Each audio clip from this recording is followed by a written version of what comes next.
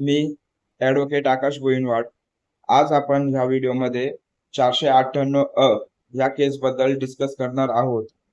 नक्की 498 हे कलम कोणत्या कायद्यामध्ये आहे आणि याची व्याख्या काय? पत्नी कोणाविरुद्ध म्हणजे जी महिला असते ती कोणाविरुद्ध 498 प्रमाणे गुन्हा दाखल करू शकते? बघा, भारतीय दंड संहिता हा जो कायदा आहे, या कायद्यामध्ये 498 हे कलम आहे. आता नक्की 498 हा गुन्हा कसल्या प्रकारचा असतो? जेव्हा पती किंवा पतीचे नातेवाईक, ती जी महिला असते पत्नी, त्या पत्नीला तिचा पती व पतीचे नातेवाईक मानसिक आणि शारीरिक त्रास देतात, तिला शिवीगाळ करतात किंवा तिच्यापासून इतर काही व्हॅल्युएबल सिक्युरिटीची डिमांड करतात किंवा तिला मारहाण करतात किंवा तिला जीव देण्यास भाग पाडतात, प्रवृत्त करतात, तिला प्रोत्साहित करतात जीव देण्यासाठी.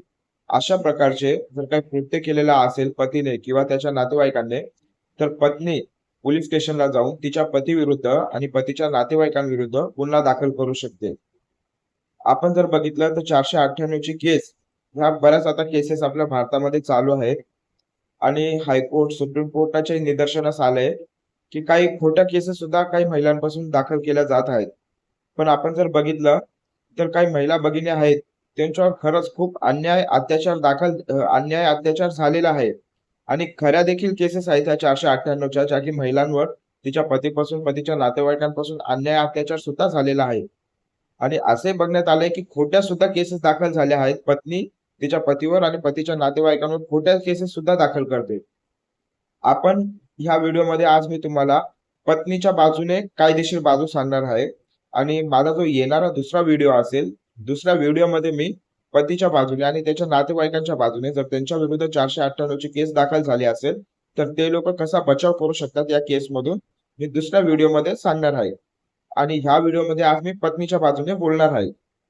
बघा, जी महिला असते तिला जर त्रास झालेला असेल तर ती महिला पोलीस स्टेशन मध्ये जाऊन तिच्या पतीविरुद्ध, पतीच्या नातेवाईकांविरुद्ध गुन्हा दाखल करू शकते. गुन्हा 498 हे जे सेक्शन आहे हे भारतीय दंड संहितेचा कायदा जो आहे त्याच्यामध्ये आहे. आता 1 जुलै 2024 पासून नवीन कायदा आलेला आहे, म्हणजेच भारतीय न्याय संहितेमध्ये 85 कलम असं देण्यात आलंय. म्हणजे जुनं कलम होतं 498 आणि नवीन कायद्यामध्ये कलम आहे ते 498 85. म्हणजे 85 जे आहे ते आता नवीन कलम आहे 498 च्या जागेवर. तर बघा, जी पत्नी असते, जेव्हा तिला कधी तिच्या नवऱ्यापासून, तिच्या नवऱ्याच्या नातेवाईकांपासून त्रास झाला तर ती जाते पोलीस स्टेशनला, गुन्हा दाखल करते तिच्या पतीविरुद्ध आणि पतीच्या नातेवाईकांविरुद्ध.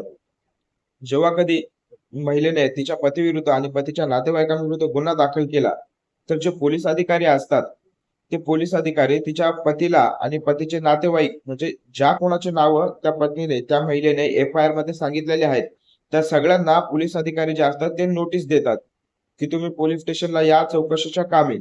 498च्या केसमध्ये पोलीस अधिकारी डायरेक्ट अटक करू शकत नाही कोणालाच. आर्नेश कुमारचं जजमेंट आहे त्याच्यावर. अगोदर पोलीस अधिकारी नोटीस देतात त्या पत्नीच्या पतीला आणि त्याच्या नातेवाईकांना की तुम्हाला ही नोटीस देण्यात येते, तुमच्यावर गुन्हा दाखल झालेला आहे, म्हणून तुम्ही चौकशीच्या अनुषंगाने पोलीस स्टेशनला या. मग तो पती, त्याचे अजून कोणी नातेवाईक असतील तर ते लोक पोलीस स्टेशनला जाऊन काही चौकशी वगैरे असेल त्याला सहकार्य करतात. आता पोलीस स्टेशन मध्ये चौकशी वगैरे झाली, पोलिसांनी इन्व्हेस्टिगेशन केलं, तपास केला. तपास केल्याच्या नंतर जी फिर्यादी असते, फिर्यादीचंही त्याच्यामध्ये स्टेटमेंट असतं, तिने जी काही तक्रार दिलेली आहे ते असतं किंवा अजून चार्जशीट. जेव्हा चार्जशीट बनते, चार्जशीट मध्ये पूर्ण तपास असतो. म्हणजे जे काही, जी पत्नी असते महिला, तिने तक्रार देताना सांगितलं असेल, जे काही सांगितलंय तिने ते सगळं त्या तक्रारीमध्ये असतं. त्या तक्रारीच्या अनुषंगाने पोलीस अधिकारी जे असतात ते पूर्ण चौकशी करतात. मग त्याच्यामध्ये जर त्या महिलेला मारहाण झालेली असेल किंवा अजून काही तिच्यासोबत अन्याय अत्याचार झालेला असेल, तो अन्याय अत्याचार जर कोणी बघितला असेल, म्हणजे जे साक्षीदार असतील, तर त्या साक्षीदारांचे सुद्धा जबाब पोलीस अधिकारी असतात ते घेतात. तर ते साक्षीदारांचे जबाब ते असतात जे चार्जशीटला लावतात, साक्षीदारांचे जबाब.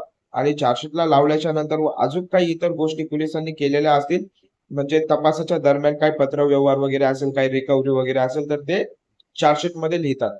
चार्जशीट जी असते ही 498च्या केसमध्ये 60 दिवसांमध्ये कोर्टामध्ये पोलीस अधिकारी दाखल करतात.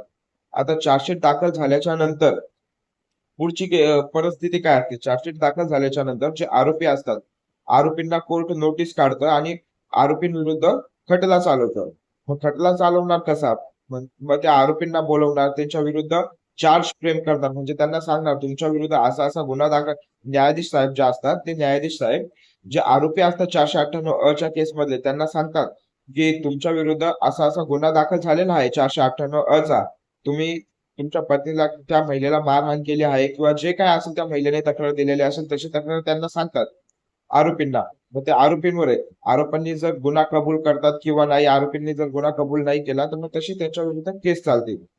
मग जेव्हा केस चालणार, जी फिर्यादी असते पत्नी, तिला कोर्टामध्ये बोलवणार, तिची साक्ष होणार, तिचा चीफ एक्झामिनेशन होणार, क्रॉस एक्झामिनेशन होणार.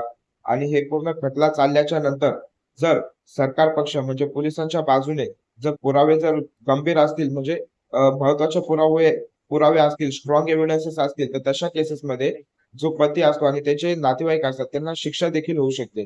तर ह्या 498च्या केसमध्ये शिक्षा किती वर्षांच्या असतील?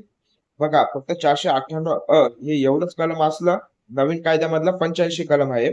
जर हे एवढंच एक कलम असेल तर त्याच्यामध्ये 3 वर्षांपर्यंत शिक्षा आहे. मग ते किती शिक्षा द्यायची हे न्यायाधीश साहेबांवर डिपेंड असतं. आणि पत्नी जी असते म्हणजे जी महिला, तिने तिच्या बाजूने जेवढे काही पुरावे असतील पतीच्या विरोधामध्ये, त्याच्या नातेवाईकांच्या विरोधामध्ये, ते सगळे पुरावे त्या महिलेने पोलिसांना देणं आवश्यक आहे. ते पुरावे पोलीस अधिकारी जे असतात ते चार्जशीट मध्ये लावतात. चार्जशीट कोर्टात आल्यावर आरोपींच्या विरुद्ध त्या चार्जशीटच्या बेसिसवर गुन्हा चालतो. जर आरोपींवर गुन्हा सिद्ध झाला तर मग 3 वर्षापर्यंत शिक्षा होऊ शकते व दंड देखील होऊ शकतो. जर अजून तुमचे जर 498 केस बद्दल काही प्रश्न असतील तर तुम्ही कमेंट करून मला विचारा. मी त्याच्यावर आपल्याला उत्तर देईल. आणि जो येणारा दुसरा व्हिडिओ असेल त्या दुसऱ्या व्हिडिओमध्ये पती व त्याचे नातेवाईक जर त्यांच्या विरुद्ध पत्नीने जर खोटी केस दाखल केलेली असेल 498 तर त्याच्यामधून ते लोक बचाव कसा करू शकतात याच्याबद्दल मी दुसऱ्या व्हिडिओमध्ये सांगणार आहे. ओके. काही प्रश्न असतील तर कमेंट मध्ये विचारावे आपण. थँक्यू.